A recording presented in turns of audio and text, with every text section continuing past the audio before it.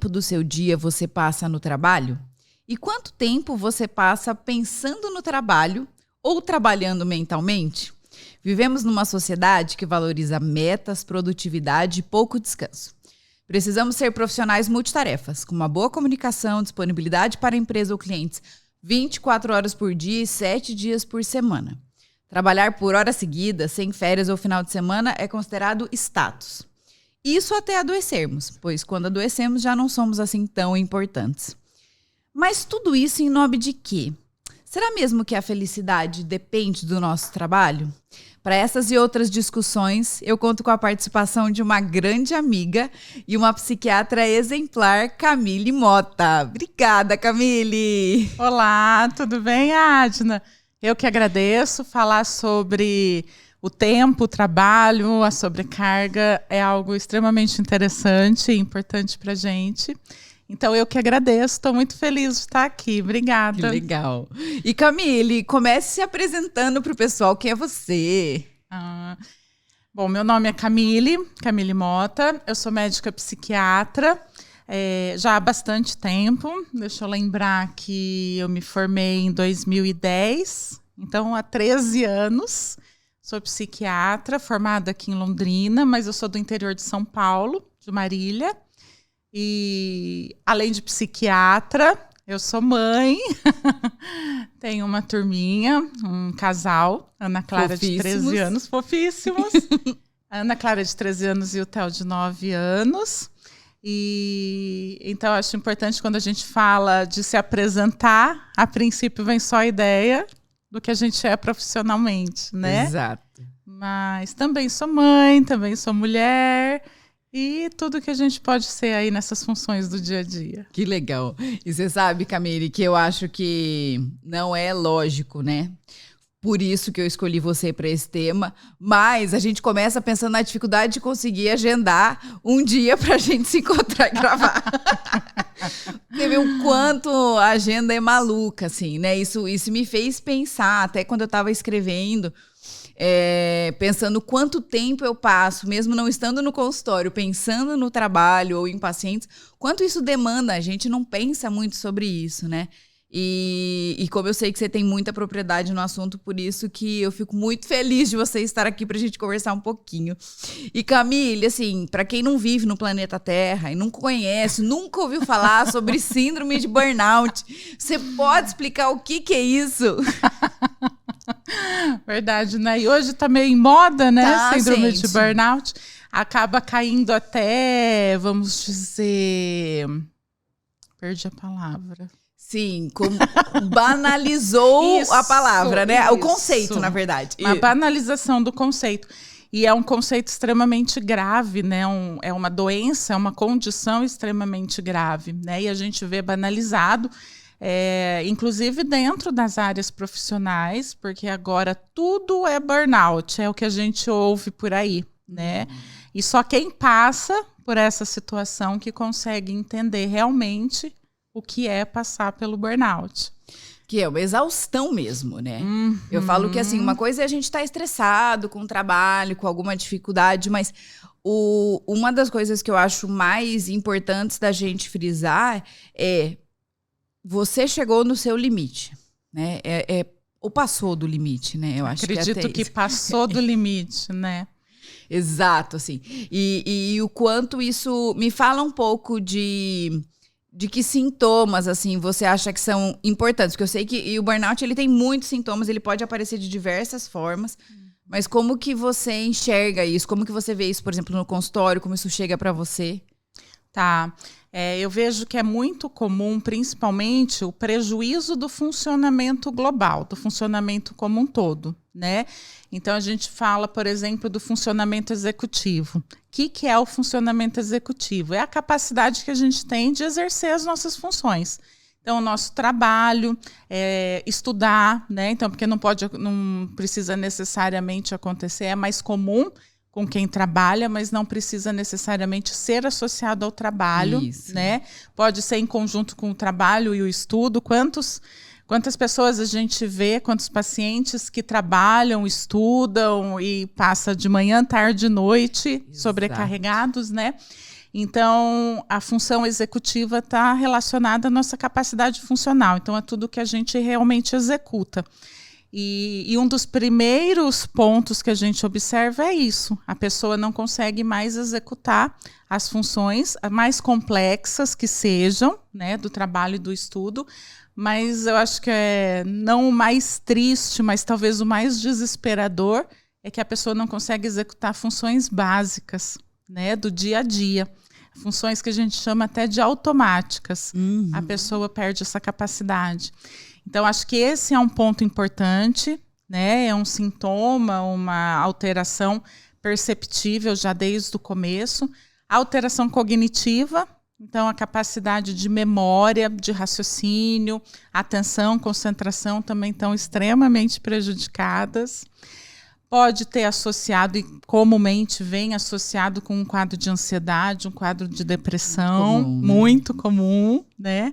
Até eles levantam como, e a gente observa no dia a dia, como um transtorno de estresse, um transtorno de reação mesmo, um transtorno reativo, né? Ou um transtorno de ajustamento, um transtorno de estresse pós-traumático, como bastante comum associado à síndrome de burnout, até por conta de tudo que a pessoa vivencia, né? E das alterações químicas como um todo, que acho que a gente vai falar um pouquinho aqui dessas alterações, né? Com certeza. Você vê, Camille, que como é complexa a síndrome, né?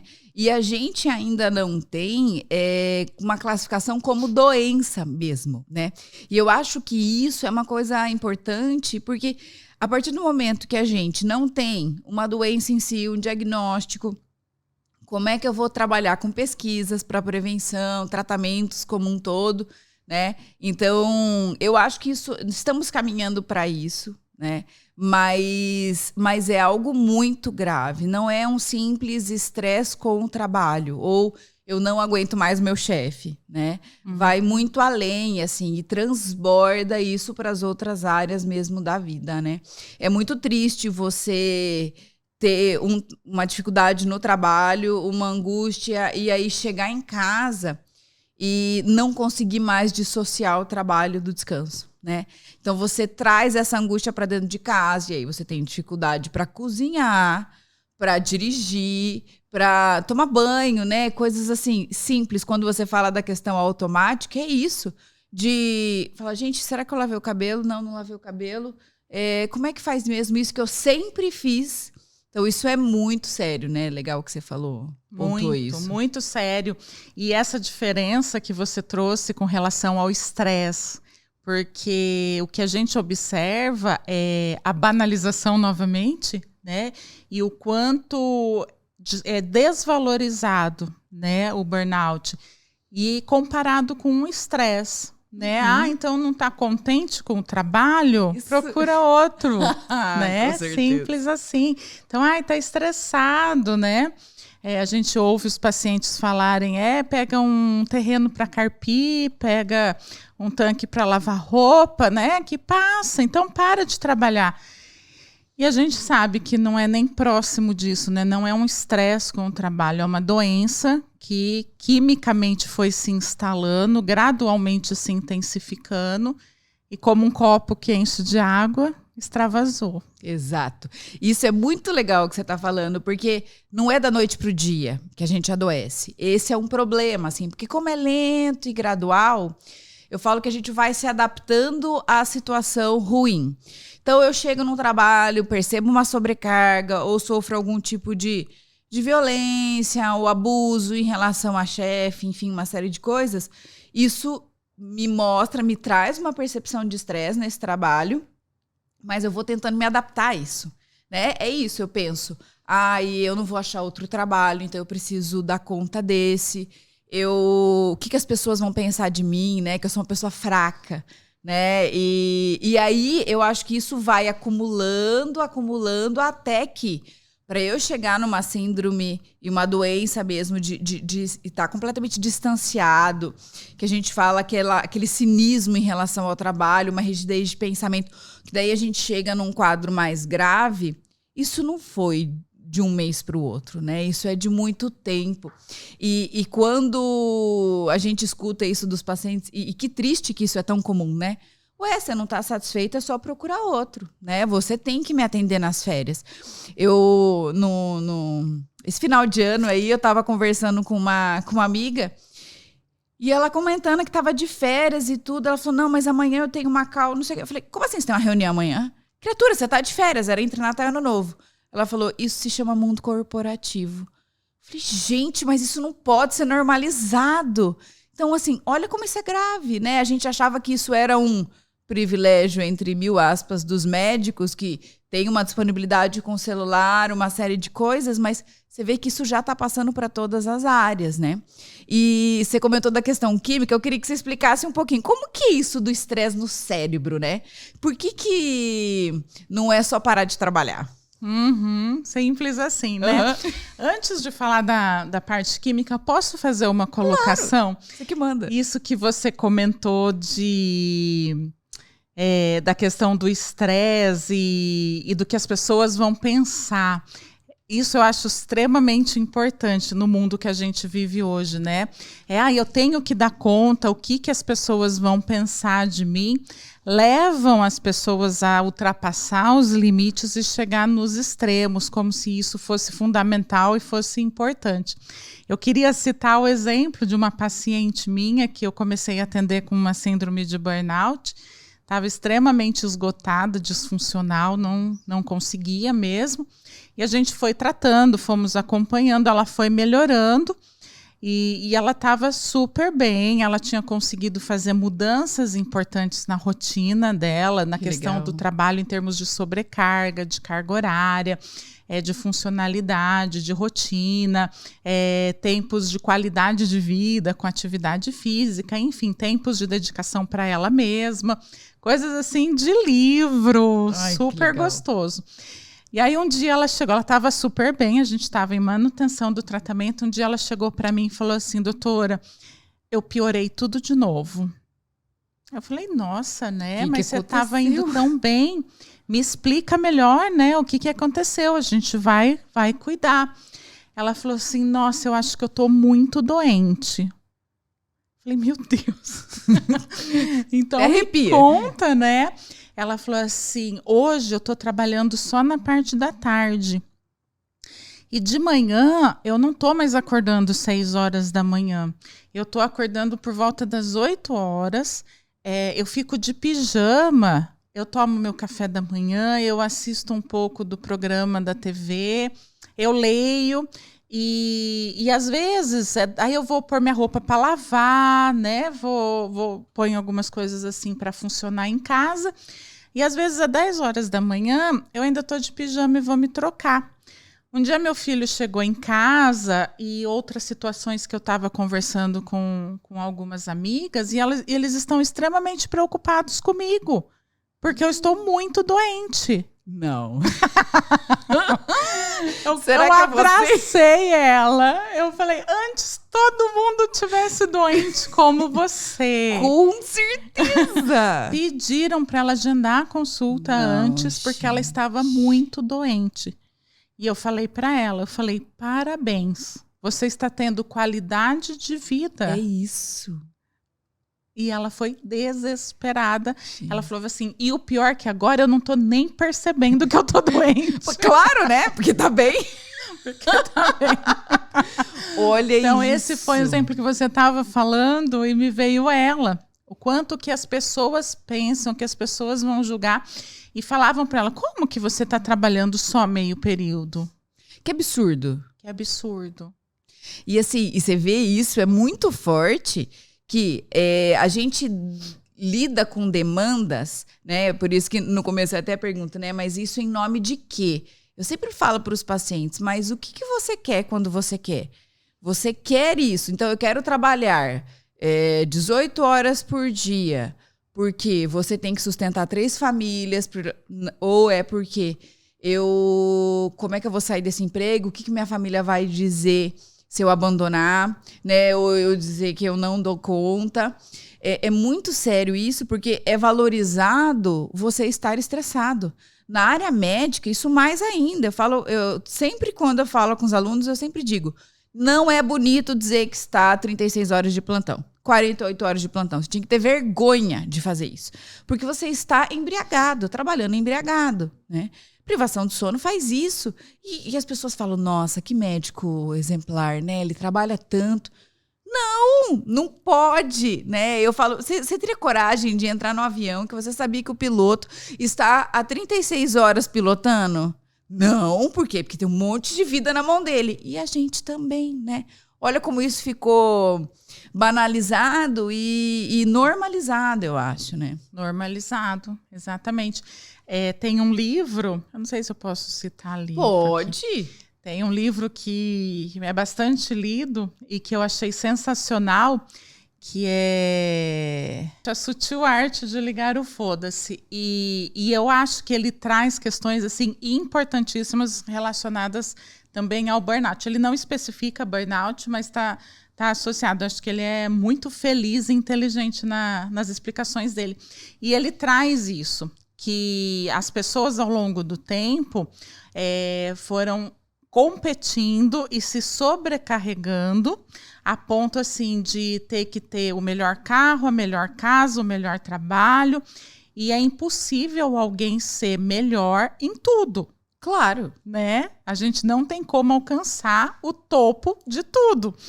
E aí ele traz isso de uma maneira muito legal, que eu acho que é o ponto-chave que ele fala. Ele até explica o que é ligar o foda-se. Não é você se tornar irresponsável.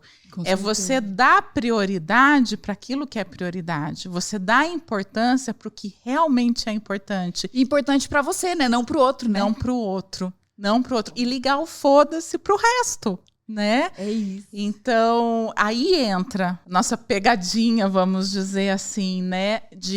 Da gente tomar esse cuidado, de não querer abraçar tudo e dar conta de tudo diante do que vão pensar, né? Então, a gente é bom porque a gente dá conta de tudo. Isso. E não é esse o objetivo, né? Exato. E você sabe que, assim, lógico, na teoria a gente sabe disso, né? Uhum. Mas sentir na prática é difícil. Eu falo por uma experiência muito recente que eu tive, que eu estava na universidade e tive que sair, porque estava, assim, exausta de tanto trabalho, né? Com criança pequena, doutorado, né? Fora trabalho na universidade, no consultório. E aí acabei tendo que abrir mão de algumas coisas. E o quanto isso é pesado, né? Pra gente ter que dizer, olha, eu gosto muito do que eu faço. Isso que era um trabalho que eu gostava, né? Diferente de outros trabalhos que são até ruins, assim. Mas eu vou ter que me distanciar, porque eu preciso voltar pro eixo, eu preciso me reorganizar. O quanto isso é sério. E a gente sabe que a gente tem que lidar com isso, que tudo bem o olhar reprovador das pessoas, mas quando a gente recebe isso de pessoas que a gente gosta e admira, isso é muito pesado, assim, né? Eu acho muito difícil de lidar. E aí isso acaba, não, eu aguento mais um pouco, e aí não é a minha prioridade, é a prioridade do outro. E uma coisa interessante que eu acho em relação a isso do olhar desaprovador é porque dar conta de tudo é muito confortável para as pessoas. Então, se você não está dando conta, as pessoas vão começar a se incomodar. Mas você sempre fez isso. Por que agora você não está fazendo? Né? E aí você pensa assim, poxa, né? Mas eu conseguiria fazer isso pela pessoa. Só que isso vai me custar 2 horas de sono a menos por noite. Qual é a prioridade? A prioridade é seu sono, né? Então, eu acho que... Pelo menos deve ser o sono, deveria ser, né? O povo adora dormir pouco, mas enfim, é isso, né? É. Legal. Com certeza, com certeza. E no fim acabei divagando, vamos voltar para a parte Nossa, eu tinha até esquecido. Olha a cognição. E antes de voltar para a parte química, deixa eu fazer um comentário. É realmente difícil escolher. As pessoas se sentem fracas por ter que escolher dessa forma. Não, então eu vou ter que abrir mão do trabalho na universidade. Eu sou fraca, eu não dei conta. E ainda mais se as pessoas fazem o comentário, porque as pessoas vão fazer o comentário, Isso. né? Às vezes é só por comentar, às vezes até estão querendo ajudar, estão preocupadas, às vezes por maldade mesmo, que a gente sabe que tem. E isso pesa, Lógico. né? A gente vê, né, Adna, no consultório, os pacientes para aceitarem que não estão bem e vão precisar de um tratamento, de uma medicação, é extremamente pesado e doloroso, porque eles acham que falharam. Isso. Né, que estão como fracos. se fosse algo, como escolha, né? E a própria depressão, eu falo, gente, ninguém escolhe estar deprimido. Isso é uma alteração biológica, né? Não é fraqueza, não é falta de fé, nada disso. Não, Deus me livre. Da mesma forma que quem tem diabetes não escolheu ter diabetes. Né? Eu falo, você briga com o seu pâncreas? Você briga com a sua tireoide quando você tá com hipotireoidismo? Não, porque não tem nada a ver com o seu controle, né? Mas a gente ainda tem... Eu acho que isso ainda vai demorar pra gente conseguir desconstruir, né? Essa ideia de que os transtornos mentais, só porque está ligado ao comportamento, é algo que a gente controla. E não, né? Não. Antes fosse simples assim. Eu costumo brincar com os meus pacientes que, cadê o botão? Né? Isso. Vamos só apertar o botão que está resolvido. Antes fosse dessa forma, né? Então, vou responder a sua pergunta com relação à parte química. Não tem desenhinho aqui, então eu vou usar minhas mãos. Adoro usar minhas mãos, né? Vou usar um pouquinho. Então, o que acontece? Vamos pensar um pouquinho lá da química básica da psiquiatria. Então, a gente costuma dizer que a psiquiatria ela está associada à neurologia, porque os nossos transtornos mentais eles estão associados com a química do cérebro. E se a gente pensar, essa química do cérebro ela vai se estabelecendo ao longo da vida. Então, quando a gente nasce, o nosso circuito neural, que é como uma rede, uma árvorezinha cheia de galhos no nosso cérebro que vai se formando, ela não está totalmente formada. E isso vai sendo formado conforme a gente vai adquirindo os aprendizados e as habilidades. Né? Então, por exemplo, o bebezinho que aprendeu a sentar, redes neurais são formadas. Aprendeu a pegar um objeto, outras redes neurais são formadas. E assim ao longo de todo o processo, até o início da idade adulta, onde toda a nossa árvore, nossa rede neuroquímica está formada.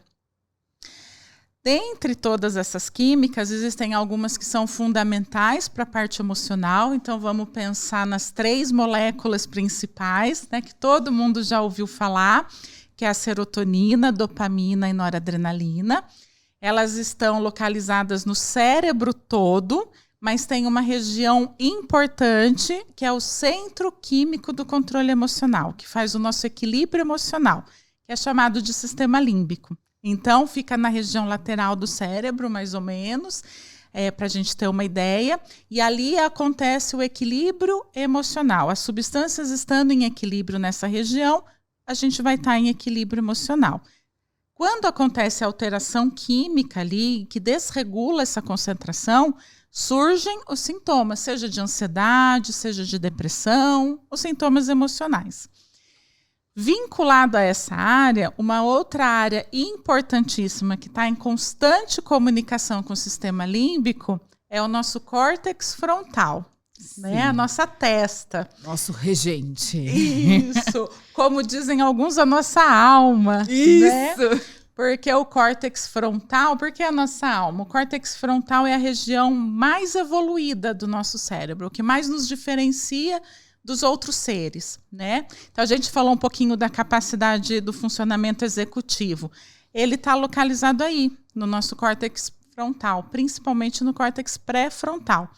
Então, toda a nossa capacidade executiva, de organização, de controle de impulso, a parte cognitiva, de atenção, concentração, memória, está tudo localizado nessa região frontal, que depende também do funcionamento da serotonina, da noradrenalina e, muito importante, da dopamina também.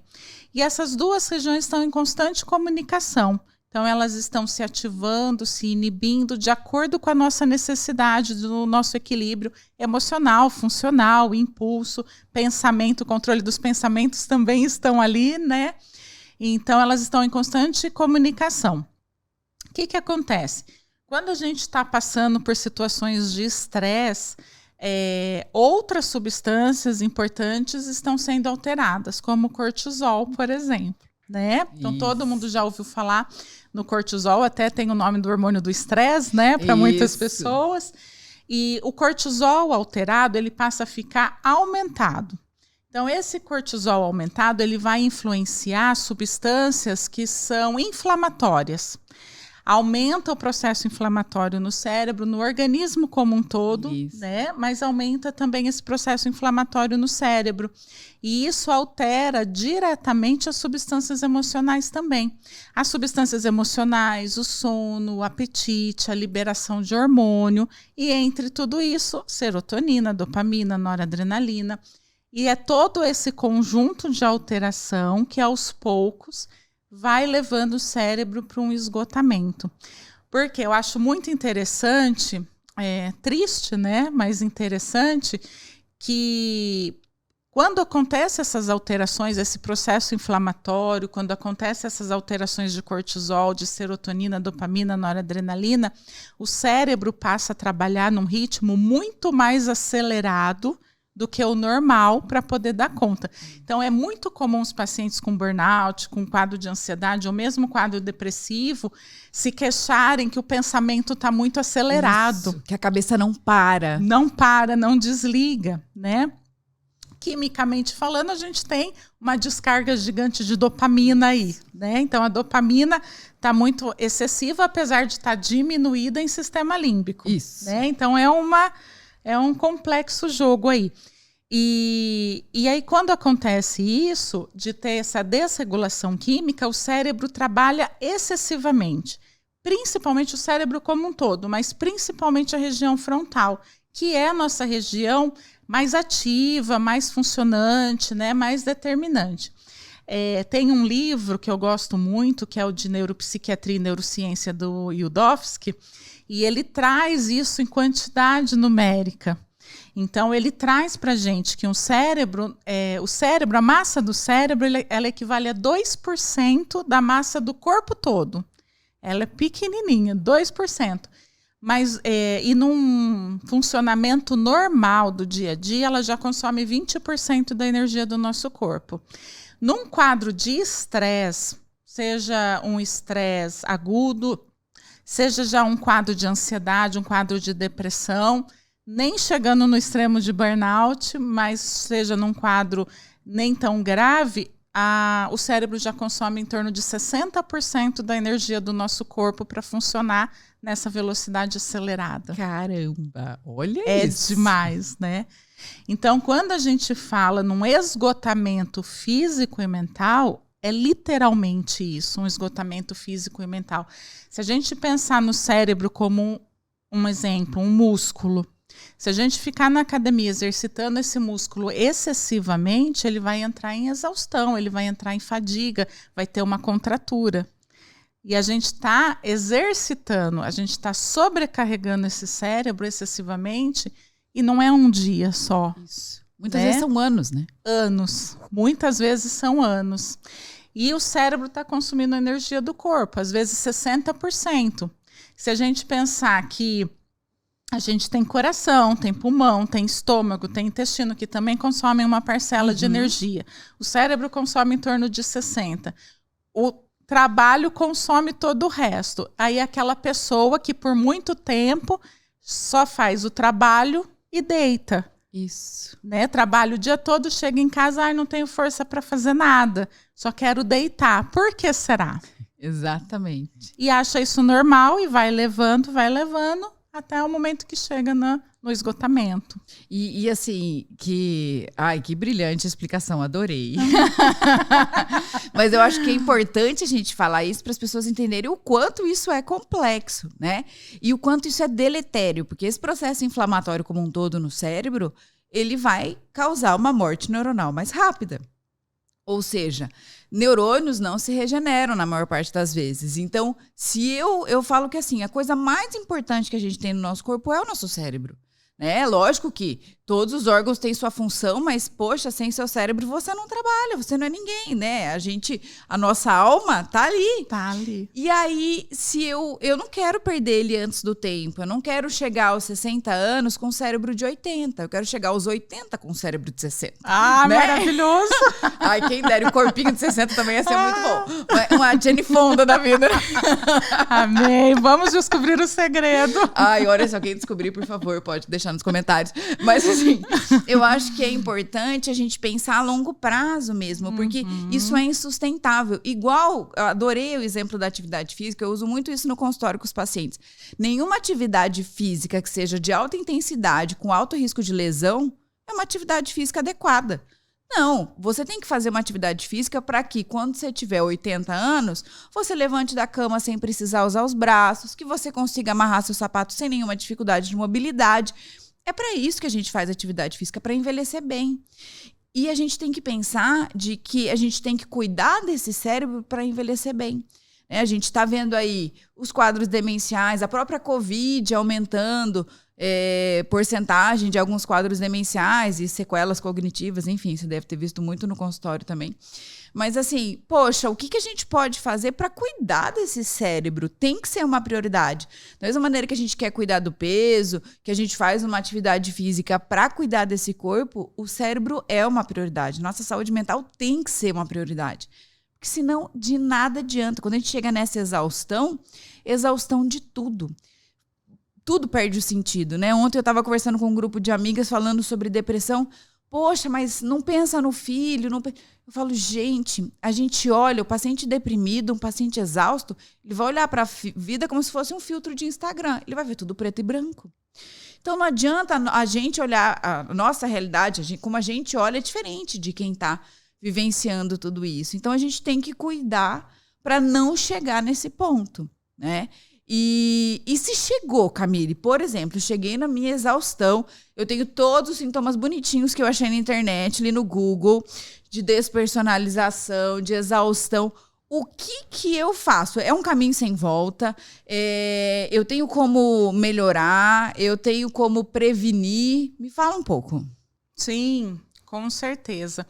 E até eu fico fazendo um monte de colocação antes de responder suas perguntas, não, né? Eu tô achando o máximo. Manda ver. Eu achei muito importante você falar essa questão do quadro demencial, porque aumenta muito, muito, muito o risco de um quadro demencial quem passou pela síndrome de burnout.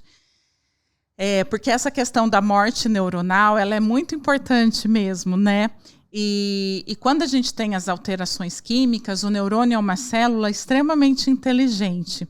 Ele é autossuficiente, né? Então, assim, quando ele está quimicamente saudável, ele é uma célula saudável, ele funciona numa velocidade extremamente rápida e ele é extremamente funcional. Eficiente. E quando começa a faltar substâncias químicas, vai diminuindo a velocidade de funcionamento dele e vai diminuindo a capacidade que ele tem de transportar essas substâncias. Então, o que ele faz? Se ele não está ajudando, se ele não está funcionando, ele não aceita atrapalhar, vamos dizer assim. Então, adorei a analogia. Né? Não vou atrapalhar. Ele se autodestrói. É aí que acontece bastante a morte neuronal. E a gente tem um fator que a doutora Sandra gosta bastante, que é o BDNF, né? Isso. E o BDNF é um fator que ele faz uma recuperação das células, né? Ele contrata, a gente usando uma linguagem aí menos técnica, ele recruta células indiferenciadas para ficar no lugar dos neurônios. Só que quando a gente está falando nesse estresse químico, desse processo inflamatório, nessa alteração da química de serotonina, dopamina, noradrenalina, aumento de cortisol, o BDNF fica não funcionante. Exato, ele não dá conta, ele né? não dá conta.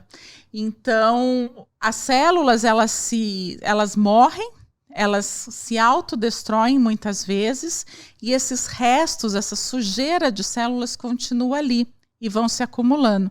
Mesmo porque um outro fator importante... Olha, eu emendando tudo aqui. Não, manda ver. Um outro fator importante é a questão do sono, né? Então, a gente vive num mundo hoje de muita privação de sono. O fato de ter toda uma alteração química, com alteração do cortisol, alteração das substâncias químicas, alteram a qualidade do sono, alteram toda a arquitetura do sono, não é alterações, o funcionamento químico, né, correto. e altera com isso a capacidade que tem uma função importante durante o sono, que é o funcionamento do sistema linfático, né? Que é o sistema de limpeza do cérebro. Então, esse sistema ele funciona principalmente durante o sono mais profundo e ele vai tirando essas impurezas, esses restos celulares. Com a alteração química, com o estresse, com o processo inflamatório, com o cortisol, alteração química, esse sistema linfático não funciona. Então, além de ter uma morte celular aumentada, a gente tem um sistema de limpeza não funcionante. E isso predispõe ao risco de demência, inclusive demência precoce. Sim. Né? Muitas vezes a gente não vai chegar aos 80 anos para ter demência, a gente vai ter ali por volta dos 60, se não cuidar. Exatamente. Né? Então, agora respondendo sua pergunta, você me desculpa. Até parece que eu ia falar assim, não, voltando. Não, mas ótimo, foi ótimo. Eu lembrei, achei interessante. É importante, não, as pessoas têm que entender que sono é fundamental. É fundamental, fundamental. Vamos pensar, então, na prevenção do burnout. É super possível, né? Então, a gente tem que lembrar disso e atuar dessa forma no nosso dia a dia, na nossa vida, que é possível prevenir. Então, a gente precisa formular uma rotina, colocar limite, né, no nosso trabalho, na sobrecarga, ter uma rotina saudável, então ter atividade física, igual você falou, né, Adna? A gente tem que pensar na atividade física. Hoje, né, vamos voltar aí ao burnout. Hoje, o que acontece? Tem aquele ideal de beleza, atividade física é direcionado para aquele corpo escultural. Isso. Né? Mais uma coisa que leva ao burnout, o excesso, né? E não, na verdade, a atividade física ela tem que ser pensada para a gente envelhecer saudável.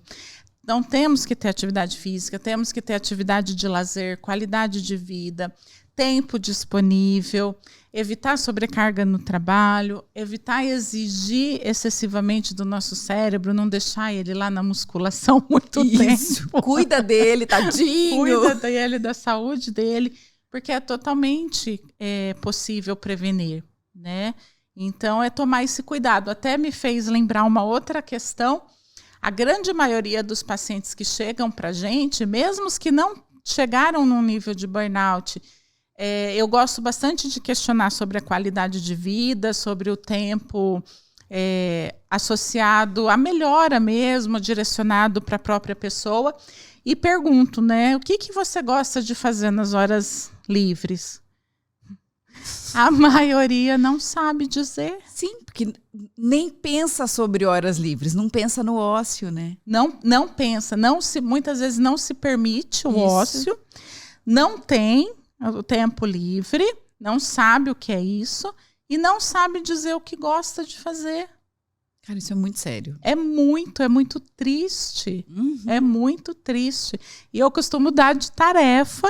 Ai, que legal. Melhor tarefa, gente. A melhor tarefa. Aí você não quer me dar de tarefa? Isso que eu voltei das férias ontem. Vamos colocar no nosso caderninho de tarefas. E eu coloco como tarefa. Eu falei, você vai descobrir uma coisa que você gosta de fazer, você vai começar a fazer e vai trazer para mim. E eu costumo dar um exemplo que eu acho bem legal, porque eu comentei com eles uma vez que começou a passar no cinema um filme que eu queria muito assistir, que tem a ver até com a nossa área de trabalho, que era Garota no Trem. E eu queria muito assistir. E eu não conseguia tempo para assistir o filme, olha lá. E teve um dia que eu fiz para conciliar, né, o meu tempo de trabalho, o tempo de buscar as crianças na escola, levar na natação, ir no mercado, aquela logística básica, cumprir tudo. Eu abri um espaço na minha agenda para eu ir assistir no meio da tarde, assistir o filme. E eu fui. Você se deu de presente. Me dei de presente, Adna. Eu fui 4h30 da tarde. Ai, que delícia, gente. Assistir Garota no Trem no cinema no meio da semana. Me achando. E eu costumo dar esse exemplo para eles. Eu falei, era algo que eu queria, era algo que era importante para mim. E eu fui fazer. E as pessoas não sabem fazer isso. Não se permitem, né? Se sente culpado. E eu tenho certeza que você foi feliz da vida, voltou realizada, né? E eu falo que assim, quando a gente começa a descobrir o quanto isso dá prazer, nossa, você não volta, você não abre mão mais disso, né? Eu brinquei das férias, né? Saí uma semana, falei, não, preciso desligar, vou levar minhas cachorras, todo mundo pra praia, vamos ser felizes. Gente, como recarrega a bateria, assim, né? Eu falo, poxa, tudo bem, eu acho que tem gente, por exemplo, que odeia o mar, né? Eu amo. Também. Nossa. E eu falo assim, você tem que saber o que você gosta. Se é o mar, se é praia que te faz bem, ou se... qualquer coisa. E a gente sempre pensa assim, férias, né? Não, a gente tem que fazer micro-oásis no meio do caos. Então, o que você está fazendo no seu dia para você?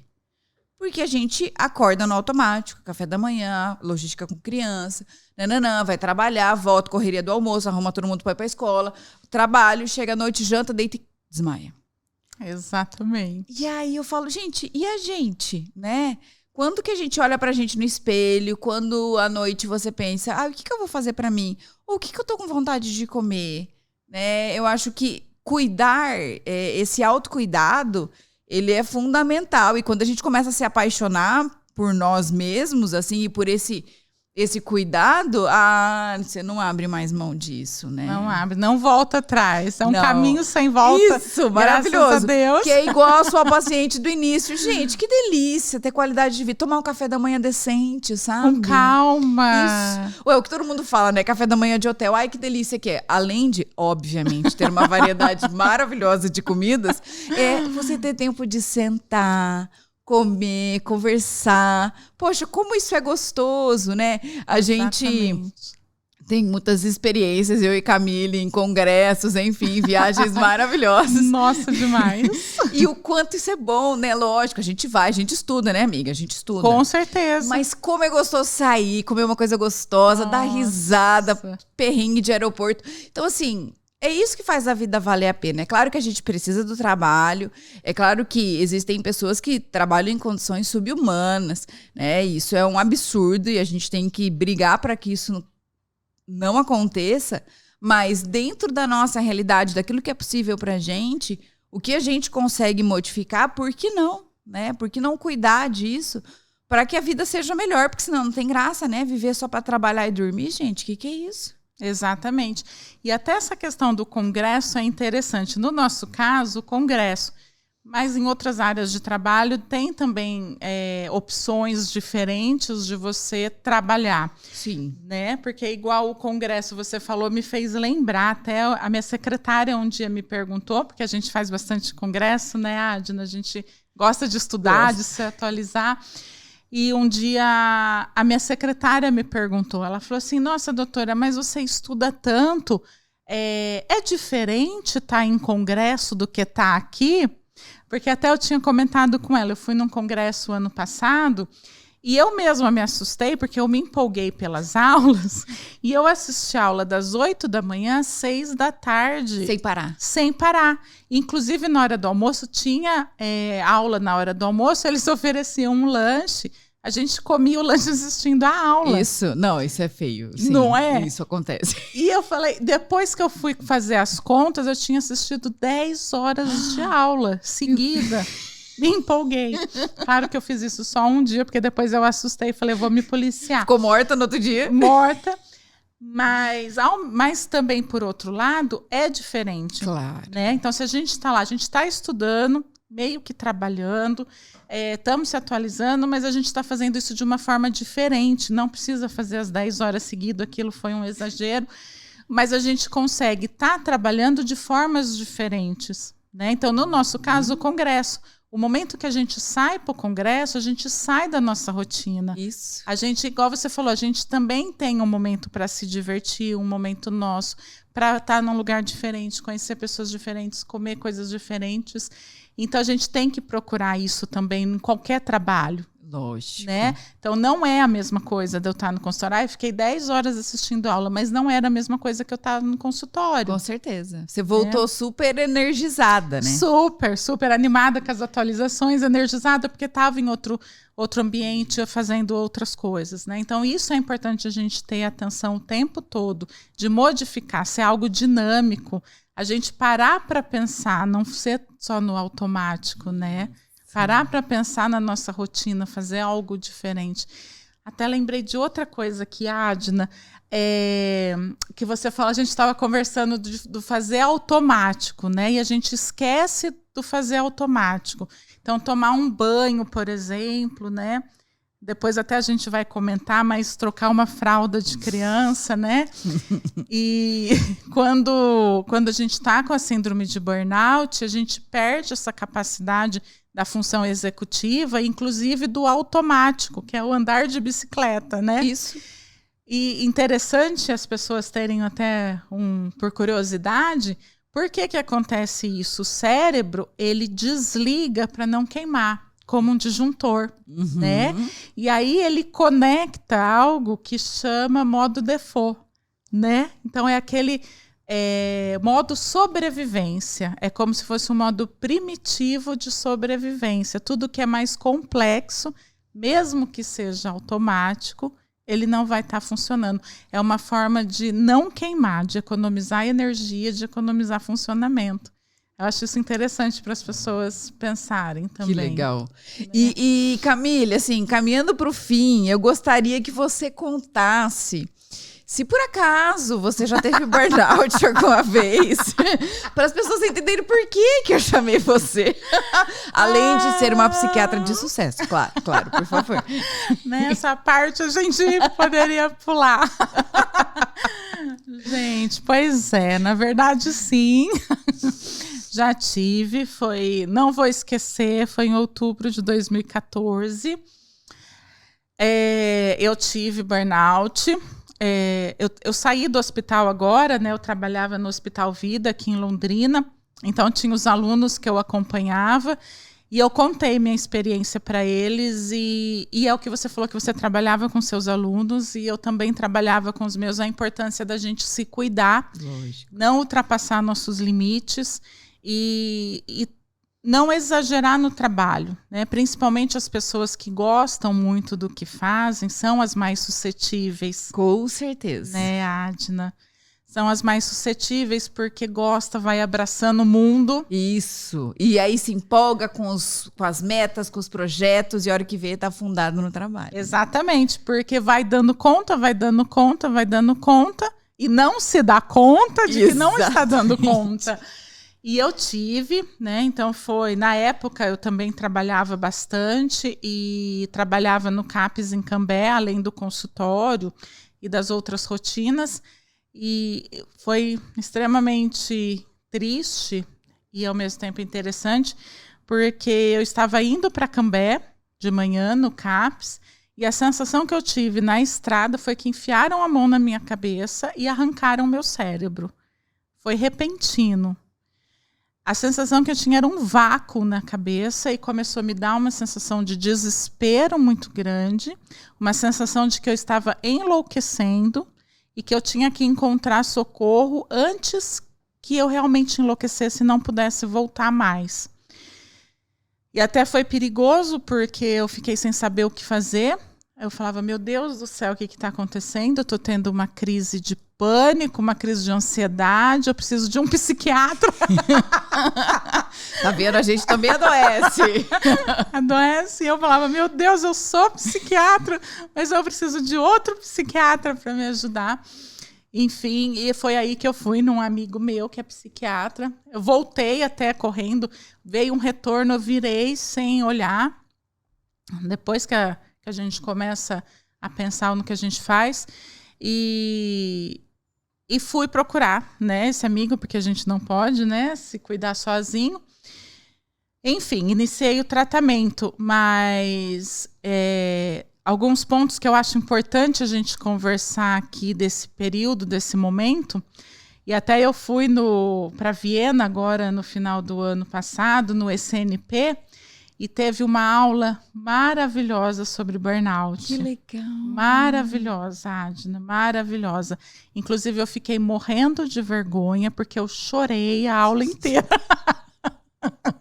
Entendi, porque você reviveu muita coisa. Eu revivi muita coisa. Eu chorava. Eu acho que as pessoas quase me tiraram de lá achando que eu era louca. Eu chorava. As lágrimas escorriam e eu não queria sair da aula porque a aula estava maravilhosa. E ela trouxe uma coisa que aconteceu exatamente comigo. Ela trouxe um slide com a fala do paciente. Todos os pacientes falam: doutor, eu vou melhorar? Gente, essa era a pergunta recorrente que eu falava para o meu amigo. Mas eu vou melhorar? Eu vou voltar ao normal? Porque a sensação que a gente tem é que nunca mais a gente vai ser a gente mesmo. Nunca mais. Eu voltei, né, ao normal, meu funcionamento normal, mas eu me assustei na aula porque essa professora trouxe um estudo atualizado em que mais de 60% das pessoas com burnout não se recuperam totalmente. Nossa, isso é muito sério. É muito sério. E eu chorava. Porque eu chorava de gratidão. Sim. Eu chorava de desespero, porque é muito grave. E nos estudos tinham um grupo de pacientes com tratamento de 6 meses e um grupo de pacientes com tratamento por 1 ano. E mais de 60% desses pacientes com tratamento de mais de 1 ano não restabeleceram sua função executiva, sua parte cognitiva. Muitos deles não conseguiram restaurar rotina e trabalho. Olha isso. Então, é muito grave. E eu comentei a questão da fralda porque hoje a gente dá risada de nervoso, né? Nos dias que aconteceram a minha síndrome de burnout, eu tinha o Theo com 1 ano e meio e a Ana Clara com 4 anos.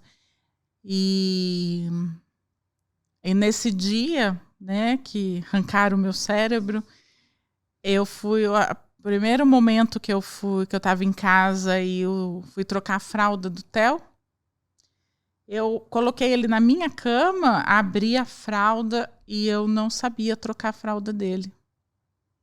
É porque você quase não fazia isso, né, amiga? Quase Imagina. nada. Segundo filho, ele Isso. tinha 1 ano e meio. Eu não sabia trocar fralda. Para você ver o nível de esgotamento, né? Você não conseguia pensar numa ação que é simples, que é extremamente recorrente, Automática. automática. E você não consegue, né? Olha Não que conseguia. Eu não tinha nem pegado nada. Eu só deitei ele na cama e abri a fralda. E pensou, Como que você vai eu trocar? troco? Exatamente. Como você vai trocar a fralda do seu filho sem Isso. pegar uma fralda limpa, sem pegar um algodão com água Isso. quente ou um lencinho umedecido? E eu parei. Eu lembro até hoje o formato do cocô dele. Olha isso. Eu parei olhando para aquilo e eu não sabia o que fazer. Olha isso. E eu comecei a chorar, porque eu não sabia qual era o próximo passo que eu tinha que fazer. A minha filha, de 4 anos, estava comigo. Foi lá no quarto dele e me trouxe o lenço umedecido, a fralda, e falou: mamãe, eu vou te ajudar. Olha isso. E ela que praticamente trocou a fralda dele. Aí que eu chorava mais ainda, Com certeza. né? Então, é pesado. Com certeza. E você sabe, Camille, que, lógico que eu agradeço muito até de você contar sobre a sua experiência, mas eu acho que é importante para as pessoas entenderem que ninguém está imune. Né? Ninguém. Todos nós temos o risco de sofrer uma exaustão, de chegar nesse... adorei a analogia de arrancar o cérebro, porque, olha, é exatamente isso, né? De não conseguir tomar decisões simples. E lembrar que, assim, se a gente consegue, ao longo do processo, não chegar nesse limite e ver que, aos poucos, a gente está perdendo a nossa capacidade cognitiva, estou me sentindo mais exausto, eu durmo e não consigo me recuperar, estou mais irritado, mais intolerante, de buscar ajuda. Exatamente. Né? Não esperar chegar no meio da rodovia e falar, meu Deus, para onde eu vou agora? Eu não sei nem para onde eu estou indo. né? Eu acho que fica muito de lição, e eu nunca esqueço dessa sua história da fralda, porque eu acho que representa muita gente, né? Por que a gente tem que chegar até o limite para pedir ajuda, né? Pedir ajuda não é sinal de fraqueza. Exatamente. Então, e que bom que você conseguiu se recuperar, tá aí maravilhosa, trabalhando loucamente. Graças a Deus. Dentro de um limite, mas eu acho que até o sofrimento faz a gente aprender, né? Faz, muito. Quando você fala assim, eu vou melhorar, né? Eu acho que, assim, além do medo de você não se reencontrar, é o medo de ficar louco, né? Freud dizia que esse era um dos maiores medos da humanidade, né? De ficar louco. Exatamente. Mas eu acho que é muito interessante, porque quando a gente passa por uma experiência tão traumática como essa, a gente não sai a mesma pessoa. Você sai modificado, você sai melhorado. Tenho certeza que aquela Camille é muito diferente da Camille de hoje, né? Com certeza. Você olha para a vida de outra forma, né? Então, já que aconteceu, com certeza que isso seja um aprendizado para que você mude as prioridades, né? Como nós todos como ser humano, né? Que legal. Exatamente. A Camille de hoje, que foi no cinema, assistiu A Garota no Trem. Ai, que maravilhosa! Tá vendo? É isso! Ai, Camille, muito obrigada. Eu agradeço o seu tempo, sua disponibilidade de estar aqui. Eu sei do quanto a sua agenda é maluca, né? Não só agenda profissional, mas pessoal. E eu fico muito feliz mesmo. Muito obrigada. Eu que agradeço, Adna. É sempre um prazer estar com você. A gente ainda tem que marcar o nosso cafezinho. Com certeza, não nossa desistir. Brincadeira com as crianças. E eu que agradeço. Eu acho que uma coisa importante que nós esquecemos ao longo do tempo é qual o verdadeiro sentido e significado da vida, né? E acho que essa lição e esse pensamento a gente tem que levar no nosso dia a dia. Eu até, quando eu saí do hospital, foi uma decisão muito difícil, mas foi pensando nisso, né? Falei, opa, estou me sobrecarregando de novo. E fiquei muito triste de deixar os alunos, mas eu tentei passar um pouquinho disso para eles. E deixei para eles, eu levei para eles o livro da Ana Cláudia Quintana Arantes. Ai, eu vi, achei lindo. Você viu? Eu levei para eles A Morte é um Dia que Vale a Pena Viver, porque é um dos livros que eu mais absorvi o sentido e o significado da vida. Olha, que legal. E eu acho que a gente tem que chegar lá, no final da vida, sabendo que a gente cuidou da gente mesmo e que a gente realmente viveu, né? Legal. Não sobreviveu. Então eu que agradeço. Eu que agradeço muito. Poder passar a minha experiência é algo muito gratificante, me deixa muito feliz. Ai, muito obrigada. Obrigada, Adna. Gostou do conteúdo? Deixe seu like, comente, nos ajude a alcançar cada vez mais pessoas. Até o próximo episódio. Obrigada.